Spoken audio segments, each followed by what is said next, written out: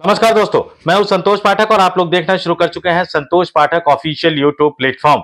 America और Israel ने मिलकर जो ईरान पर हमला किया, वो हमला लगातार दूसरे दिन भी जारी रहा। ईरान की तरफ से पलटवार होता हुआ भी नजर आया, लेकिन ईरान के सर्वोच्च धार्मिक नेता खामनेई की हत्या करके अमेरिका और इजराइल ने इस लड़ाई को अब एक वैश्विक लड़ाई के रूप में तब्दील कर दिया है। दुनिया के कई देशों में अमेरिका और इजराइल के खिलाफ विरोध प्रदर्शन हो रहे हैं। पाकिस्तान में तो बाकायदा अमेरिकी दूतावास पर हमला कर दिया गया।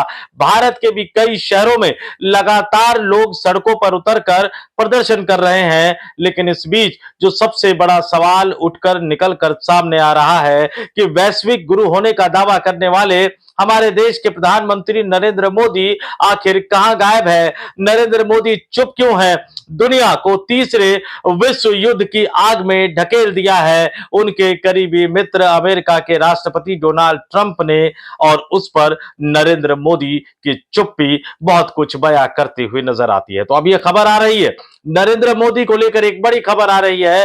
एक बड़ी बैठक भारत सरकार ने बुलाई है, जिस बड़ी बैठक में यह तय किया जाएगा कि अमेरिका इजराइल के संयुक्त जो उन्होंने ज्वाइंटली एक लड़ाई छेड़ दी है ईरान के खिलाफ, उस पर भारत सरकार का रुख क्या होगा, भारत सरकार का स्टैंड क्या होगा।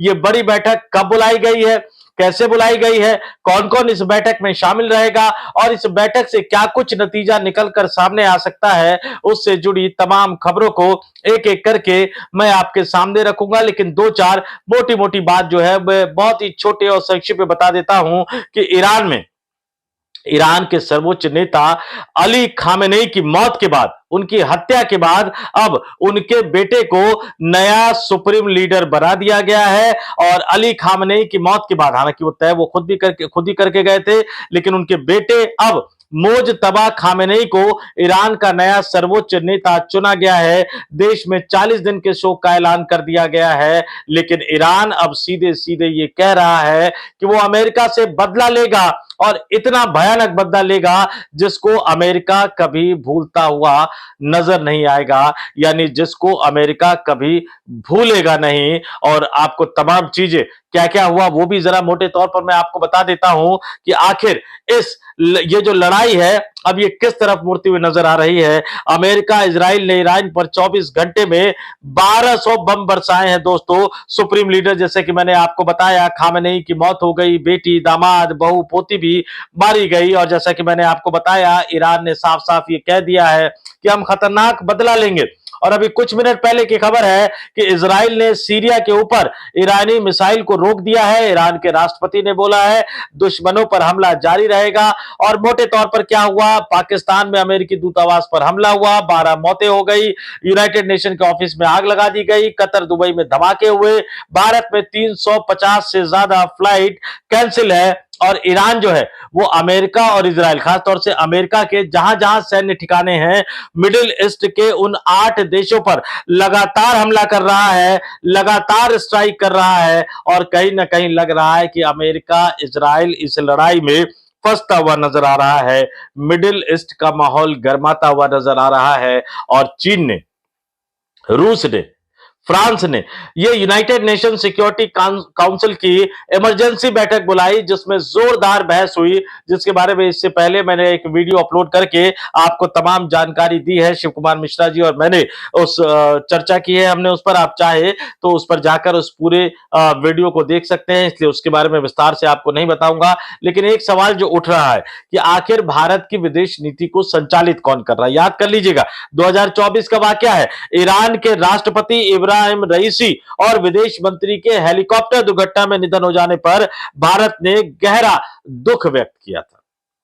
और सिर्फ दुखी व्यक्त नहीं किया था, आपको बता दूं, प्रधानमंत्री नरेंद्र मोदी ने उस समय इसे दुखद बताते हुए भारत ईरान संबंधों में उनके योगदान को सराहा था। और भारत सरकार ने एक दिन का आधिकारिक राजकीय शोक भी घोषित कर दिया था, जिसके तहत सभी सरकारी भवनों पर जो हमारा तिरंगा राष्ट्रीय ध्वज था वो आधा झुका हुआ था। तो एक दिन का शोक, प्रधानमंत्री के शोक संवेदनाएं, विदेश मंत्री का शोक व्यक्त करना, राजनयिक रूप से भारत ने सीधा सीधा यह संदेश संदेश दिया कि इस दुख की घड़ी में भारत ईरान के साथ खड़ा है। लेकिन अब जब ईरान के सुप्रीम लीडर की हत्या कर दी गई है, ईरान के सुप्रीम लीडर अली खामेनेई की हत्या कर दी गई है, जिनका भारत से भी एक गहरा नाता रहा है, तो भारत सरकार की तरफ से राजकीय शोक जैसी कोई घोषणा नहीं की गई है। आरोप ये लगाए जा रहे हैं, सवाल ये उठाया जा रहा है कि क्या भारत की विदेश नीति भी अब अमेरिका के राष्ट्रपति डोनाल्ड ट्रंप तय कर रहे हैं? ये सवाल बहुत गहरा है दोस्तों, बहुत गहरा सवाल है।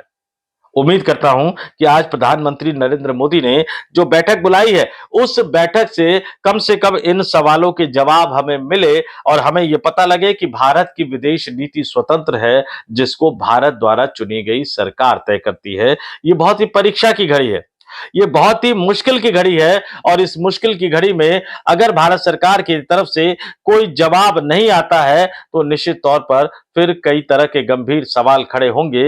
लेकिन बैठक की खबर आ गई है, तो मैं आपको बैठक की उस खबर को भी बारे में बता देता हूं और विस्तार से बता देता हूं कि बैठक की उस खबर के बारे में जो तथ्य निकलकर सामने आ रहे हैं कि प्रधानमंत्री नरेंद्र मोदी ने जो बैठक बुलाई है, जो आपातकालीन बैठक बुलाई है, वो बैठक है सीसीएस की दोस्तों। जी हां, कैबिनेट कमेटी ऑन सिक्योरिटी की इमरजेंसी बैठक प्रधानमंत्री नरेंद्र मोदी ने बुलाई है। सूत्रों के हवाले से यह बताया जा रहा है कि मीडिया रिपोर्ट्स में जो आए हैं कि चूंकि तमिलनाडु के दौरे पर प्रधानमंत्री नरेंद्र मोदी गए थे, तमिलनाडु में इस साल विधानसभा का चुनाव है, तो तमिलनाडु के दौरे से लौटते लौटते उनको देर रात हो जाएगी और 9:30 बजे के लगभग उन्होंने सीसीएस की बैठक बुलाई है, कैबिनेट कमेटी ऑन सिक्योरिटी की बैठक बुलाई है। और कैबिनेट कमेटी की ऑन सिक्योरिटी की इस बैठक में जो ईरान, इजराइल और अमेरिका की लड़ाई से जो हालात उपजे हैं, उन हालात पर चर्चा की जाएगी। उन हालात को लेकर भारत पर उसका क्या प्रभाव पड़ेगा, इसको लेकर चर्चा की जाएगी और भारत पर निश्चित तौर पर प्रभाव पड़ेगा। मिडिल ईस्ट हमारी ऊर्जा जरूरतों को पूरा करता है साथियों। पेट्रोल, डीजल, प्राकृतिक गैस, नेचुरल गैस जिसको हम चाहे एलपीजी कह लीजिए या पीएनजी कह लीजिए, उनकी जरूरतों को पूरा करता है, तो भारत पर गहरा असर पड़ेगा। और इसके साथ ही मिडिल ईस्ट में जो है बड़ी तादाद में भारतीय लोग रहते हैं, उनकी सुरक्षा को भी सुनिश्चित करना जो है वो बहुत जरूरी है। और भारत में जिस तरह से विरोध प्रदर्शन लगातार हो रहे हैं, देश के अलग अलग शहरों में हो रहे हैं, वो विरोध प्रदर्शन भी शांतिपूर्ण रहे और हालात न बिगड़े, इसके बारे में भी देखना भारत सरकार की जिम्मेदारी है। और इसलिए यह खबर निकलकर सामने आ रही है कि प्रधानमंत्री नरेंद्र मोदी तमिलनाडु के दौरे से वापस दिल्ली लौटने के बाद रात को 9:30 बजे कैबिनेट कमेटी ऑन सिक्योरिटी की बैठक करेंगे। कैबिनेट कमेटी ऑन सिक्योरिटी की बैठक में जो टॉप के मंत्री हैं, कैबिनेट मंत्री, वो मौजूद रहेंगे। 4-5 उनके अलग अलग सदस्य होते हैं, जिसमें रक्षा मंत्री है, जिसमें विदेश मंत्री है, जिसमें वित्त मंत्री है, राष्ट्रीय सुरक्षा सलाहकार अजीत डोभाल भी उस बैठक में मौजूद रहेंगे। और प्रधानमंत्री अगर चाहें,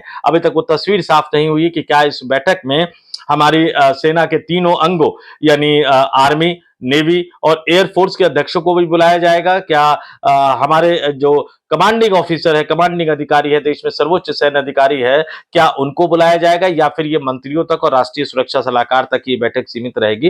फिलहाल इसके बारे में कोई बहुत ज्यादा जानकारी निकलकर सामने नहीं आई है, लेकिन ये तय मानकर चल लीजिए कि भारत को ये बैठक बुलानी पड़ी है, क्योंकि इसका असर दोस्तों भारत पर बहुत ज्यादा पड़ने वाला है। कायदे से तो इजराइल की यात्रा पर प्रधानमंत्री को जाना ही नहीं चाहिए, और इजराइल की यात्रा पर वो गए, और अगर उनको इजराइल के प्रधानमंत्री बेंजामिन नेतन्याहू ने इसके बारे में जानकारी नहीं दी, तो ये भी अपने आप में एक बड़ा गंभीर सवाल खड़े करता है। आप दोस्ती दोस्ती का राग अलापते रहे, उन्होंने आपको सम्मान से भी नवाज दिया, गले में मेडल भी पहना दिया, लेकिन जो सबसे महत्वपूर्ण मुद्दा था उसके बारे में आपको नहीं बताया। ये बड़ी विकट स्थिति है दोस्तों।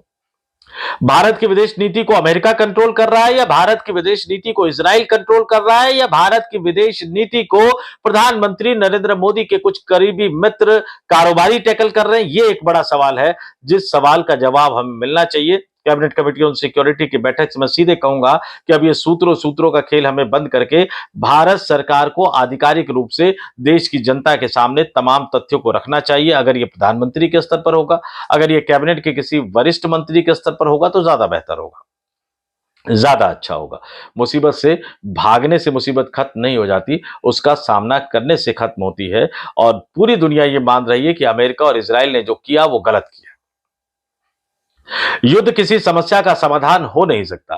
किसी दूसरे देश के सर्वोच्च नेता को आप मार दे, चूंकि आप सैन्य रूप से ताकतवर है, ये खुला आतंकवाद है, वैश्विक सुरक्षा को एक खुला खतरा है। और अगर इसको रोका ना गया तो दुनिया तीसरे विश्व युद्ध की तरफ बढ़ती हुई नजर आएगी। भारत को एक महत्वपूर्ण भूमिका अब निभानी चाहिए। हमारी विदेश नीति को स्वतंत्र तौर पर संचालित करते हुए देश के प्रधानमंत्री नरेंद्र मोदी को न केवल भारत के 144 करोड़ लोगों को बल्कि पूरी दुनिया के देशों को एक संदेश देना चाहिए, क्योंकि कई छोटे छोटे देश भी अमेरिका की दादागिरी के खिलाफ खड़े हो रहे हैं। यूरोप के कई देश भी डोनाल्ड ट्रंप की दादागिरी के खिलाफ खड़े हो रहे हैं। खुद अमेरिका में भी डोनाल्ड ट्रंप की इस दादागिरी तानाशाही के खिलाफ वहां के लोग मैदान में उतरते नजर आ रहे हैं। और ऐसे में भारत जैसा देश चुप रहे, खामोश रहे, शांत रहे, तटस्थ बना रहे, न इधर की बात करे न उधर की बात करे, ये जायज नहीं है। हमें अपनी भूमिका निभानी होगी। अपने तमाम दर्शकों से कहूंगा, कमेंट करके जरूर बताइए आपका क्या मानना है। आज की कैबिनेट कमेटी ऑन सिक्योरिटी की बैठक में क्या होगा और आपके हिसाब से आप प्रधानमंत्री नरेंद्र मोदी साहब को क्या सलाह देना चाहेंगे कि उनको क्या करना चाहिए? कमेंट करके हमें जरूर बताइएगा। इस वीडियो में इतना ही।